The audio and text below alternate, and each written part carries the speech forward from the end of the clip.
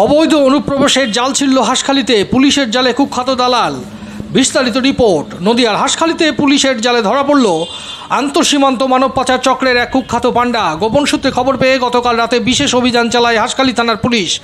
Police সূত্রে খবর, ধৃত ব্যক্তির নাম মতিয়ার মণ্ডল, বয়স 41 বছর। তার বাড়ি হাঁসখালি থানার উলসি পূর্বপাড়ায়। পুলিশের কাছে খবর ছিল এই মতিয়ার মণ্ডল দীর্ঘদিন ধরে বাংলাদেশ থেকে অবৈধভাবে লোকজনকে ভারতে পাচার করতে আসছিল। রাতের অন্ধকারে সীমান্ত পেরিয়ে বিভিন্ন উপায়ে সে এই কাজ করত। পুলিশের দাবি, মতিয়ারের এই চক্রে আরও অনেক জড়িত থাকতে পারে। তাদের খোঁজে তল্লাশি শুরু হয়েছে।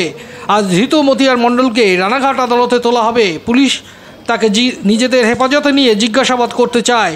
পুলিশের আশা, এই জিজ্ঞাসাবাদের মাধ্যমে পাচার চক্রের বাকি সদস্যদের হদিশ পাওয়া যাবে। এই ঘটনার জেরে ভারত বাংলাদেশ সীমান্তের নিরাপত্তা আরও জোরদার করা হয়েছে। পুলিশের পাশাপাশি সীমান্তরক্ষী বাহিনীকেও সতর্ক রয়েছে।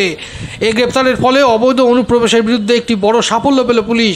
তবে সীমান্ত এলাকায় এই ধরনের অপরাধ বন্ধ করতে আরও কঠোর পদক্ষেপ নেওয়া প্রয়োজন বলে মনে করছেন স্থানীয় বাসিন্দারা।